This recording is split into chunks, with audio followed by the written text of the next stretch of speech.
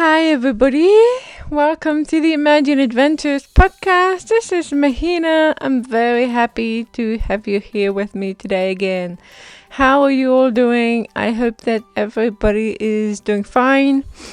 So, we are in December entering the busy holiday season.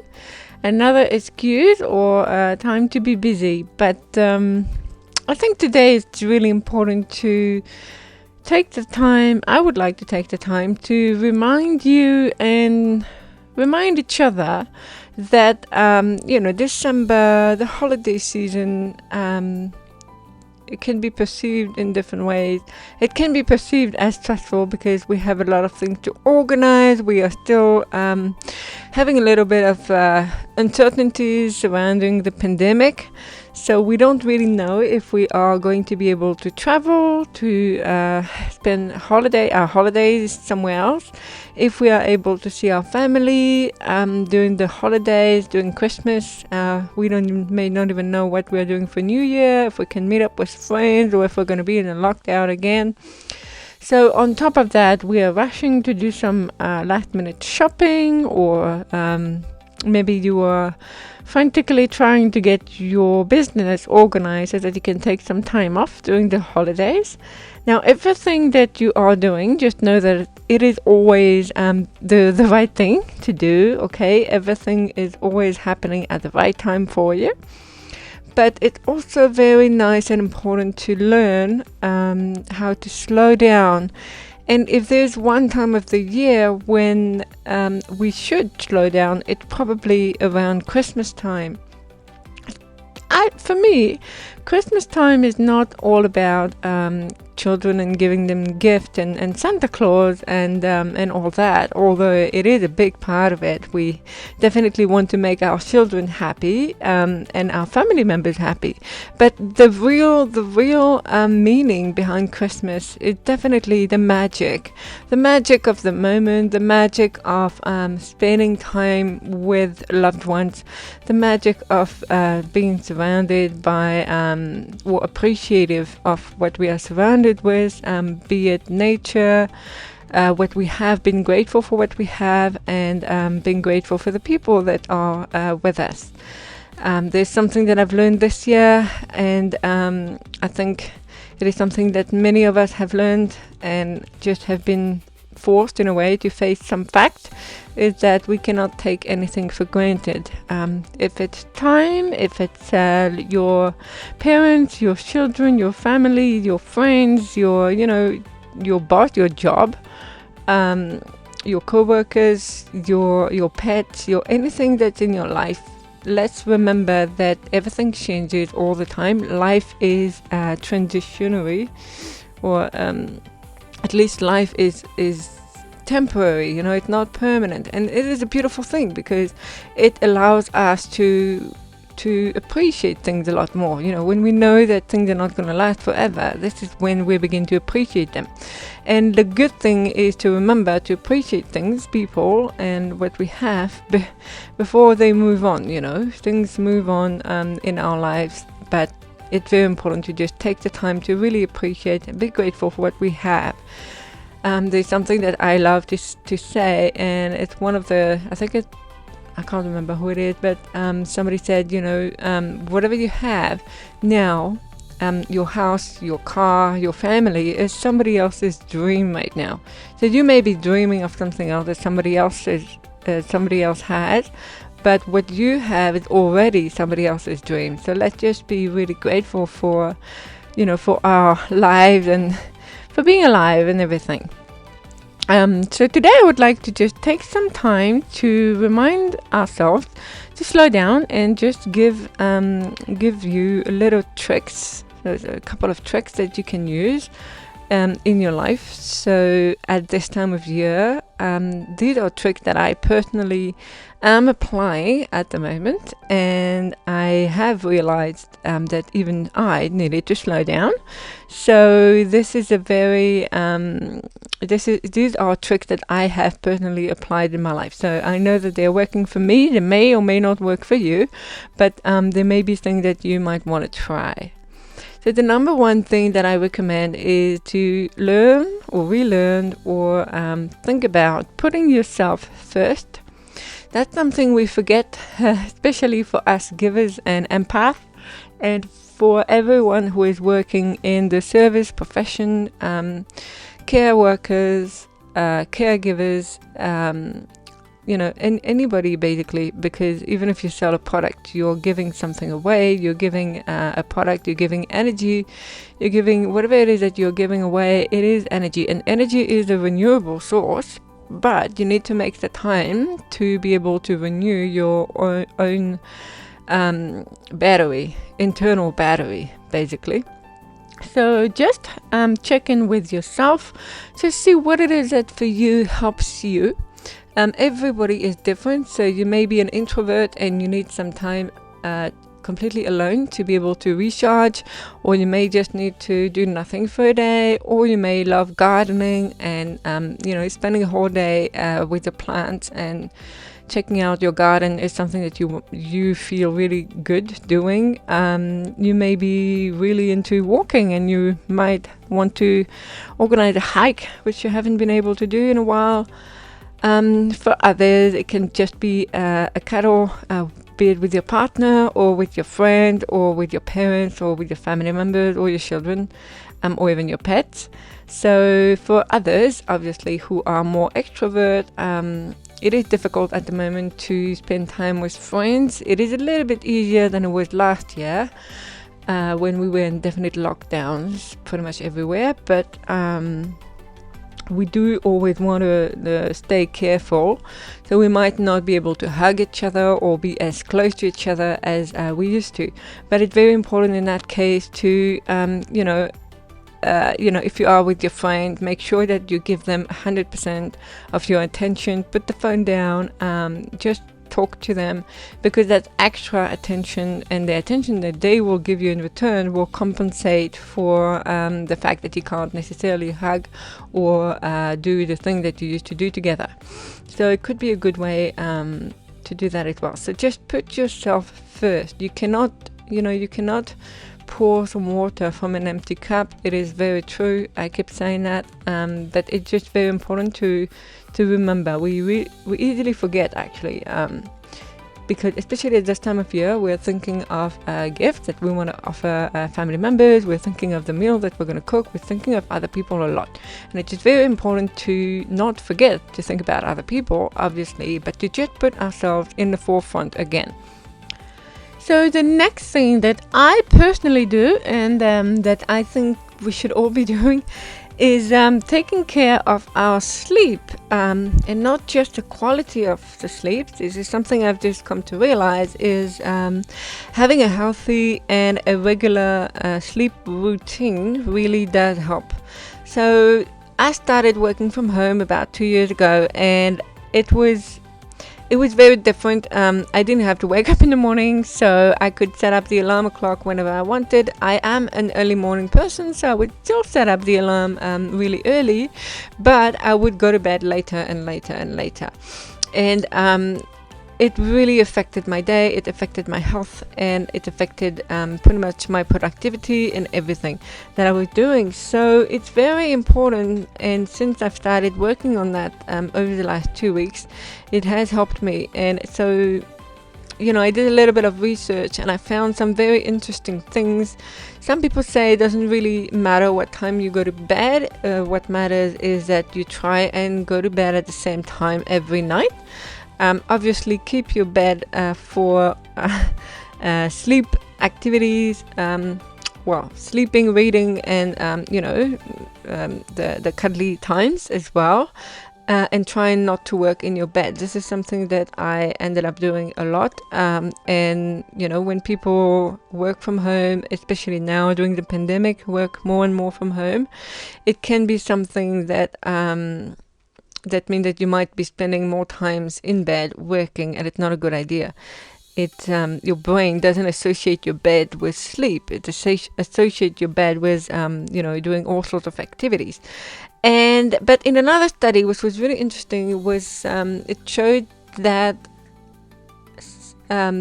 So people who slept after midnight had about 12.9% more chance of having a cardiovascular problem or a heart disease. But the other thing that's even more interesting is that they found that people who go to bed before 10 o'clock had 24% more chance to develop a heart disease. So ideally, the best time to go to bed is between 10 and 11 at night. Now, you can go ahead and have a look at your own articles and do your own research and find out what's best for you. This is what I found, and I don't know, I'm trying to apply that into my life, mostly because I don't have any heart disease or heart problems, but people in my family do. So I just thought it was a good idea to keep taking care of my heart. But it's not just the heart, it's also very important to always stick to use the same time when you go to bed. So if it is, for example, 10:30, then just make sure you go to bed at 10:30. But like I said, I think on a productivity level, and to make sure that you have a restful and a sleep that allows your cells to regenerate and your brain to feel better, so that in the morning you're not feeling foggy and you're feeling energized, is probably to go to bed before 11 o'clock, so before midnight at least. So the next thing that is very important is to plan ahead and restructure or structure your day or your week or even your month. So it's something that I'm doing more and more of. It's very important to have a plan, not because you need to stick to that plan no matter what. Obviously, remain flexible, but it just helps to have an idea of what you are, I don't know, maybe what you're going to eat for lunch every day of the week.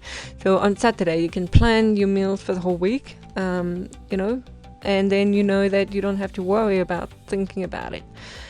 This allows us to save our energy and not spend energy where we don't need to. So for example, every day thinking about what you're going to be making for lunch or for dinner or both, it's actually draining some of our energy, not much, but a little bit. And when this accumulates, we can be draining a lot of our energy for things that we shouldn't need to, because we can plan them ahead.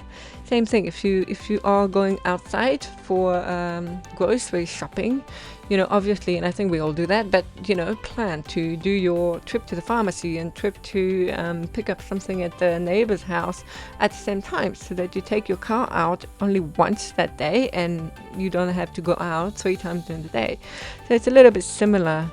And then there's something that I heard on a TED talk the other day, somebody talking about the emergency room and how people can actually not feel crazy busy in a crazy busy environment. So in an emergency department room in a hospital, obviously it is always super busy, but there are things that nurses and doctors do and are taught to do to help them deal with the stress and to deal with what they're faced with every day, which can be quite scary, really, when you have so many patients coming in every minute of the day. So what she said was very interesting, is that they are taught to prioritize things. So they have a color code. So it's red, which is for very important or urgent cases, and then they have a yellow code color, which is for non-life threatening but still very serious things that they need to look at. And then they have green for something that's not very serious.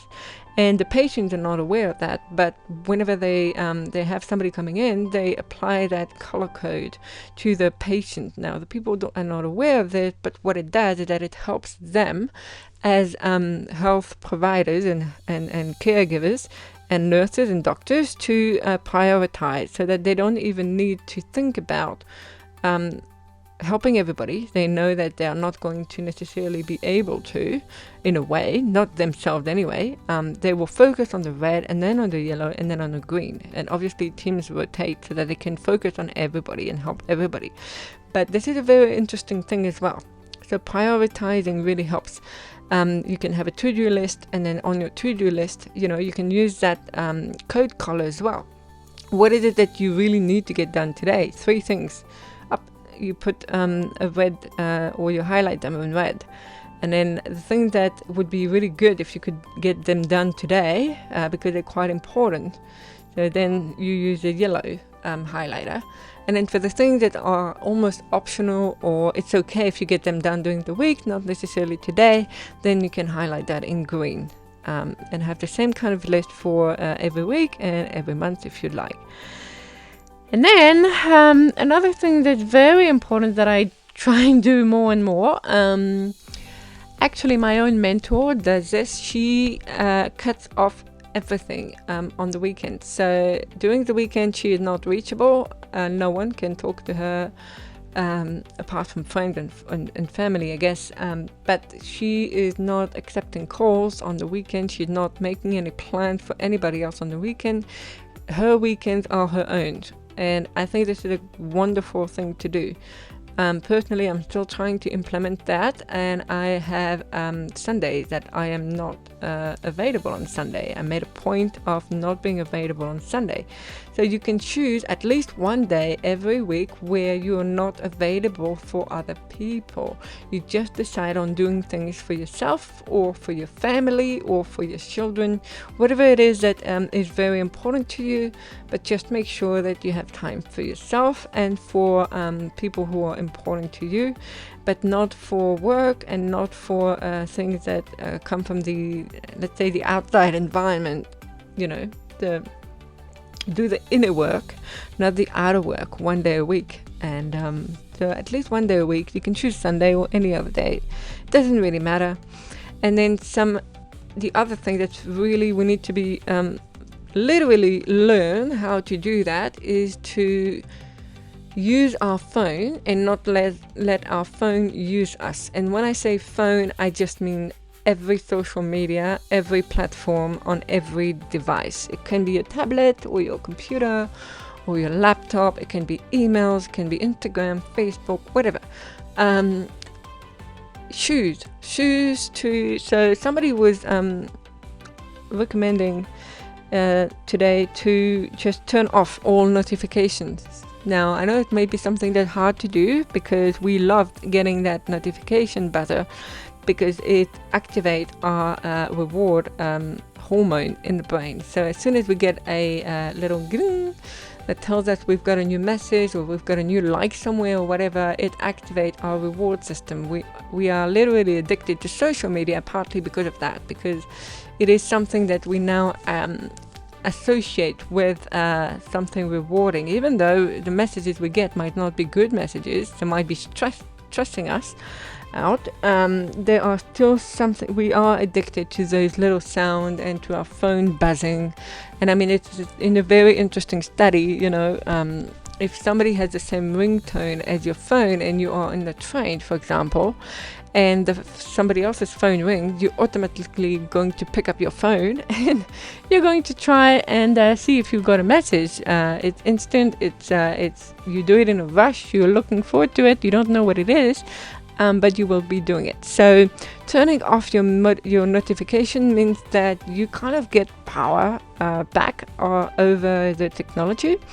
You choose to just turn it off. Obviously they will still show, but for example, you turn off the sound, or and then you decide when you go on these platforms. So let's say you do 1 hour per day per platform, or 20 minutes a day, or 10 minutes a day per platform. And when you go there at that time of day, if it's 5 p.m. every day, this is only the time that you will have to look at your notification, your messages, and get back to everybody, rather than being not bothered, but almost being cut off or disturbed throughout the day because you're trying to do something, that you're trying to focus on a task, be it at work or whatever it is that you're doing, and then you get all these notifications throughout the day. And if you're anything like me, or you might get a lot more than me, but even getting 20 notifications every morning is driving me crazy sometimes. So it's just nice. And also it brings back the pleasure that you have of using social media, because you choose, it's like when you choose to watch a nice movie or play a video game or go for a walk, you choose that time, you make time for that. So it it's not something you have to do anymore. It's not something that anybody is forcing you to do anymore. So it's just very nice to do. And when you've learned to do that, then you've relearned how to use your phone for your own purposes. Obviously, keep your phone so that people can contact you on the actual phone, give you a call if you need to receive a call. But your internet, your notifications, all that doesn't need to be turned on all of the time. It's very hard to disconnect. So definitely disconnect one day a week, most definitely, and then try and use the technology for your business and for your personal benefit and for your own pleasure, but not let it use you. And then to finish, I would just like to say, some people ask me about, what do you do when you're overwhelmed, when you're very tired? I personally have been through burnout, so don't let tiredness and exhaustion pile up. Don't let it creep up on you. Just take the time to relax and be fully conscious and aware of your own body clock, of your own body's needs. If you are tired, take the time to rest. Being tired doesn't mean you have to rest the whole day, but if you do wait, that's what's going to happen. You may be able to be very productive for 10 days, and then you have 3 days that you can't do anything. You just have to recuperate. Ideally, because you know yourself, you can probably reorganize your life so that you are able to enjoy working, and then you cut off everything, say, 5 o'clock in the afternoon, which means that you're pacing yourself a little bit more, so you're going to have a lot more leverage before you actually need a holiday or 2 weeks off every 6 months, rather than needing 3 days to recuperate after 10 days of burning out. So this is something very important.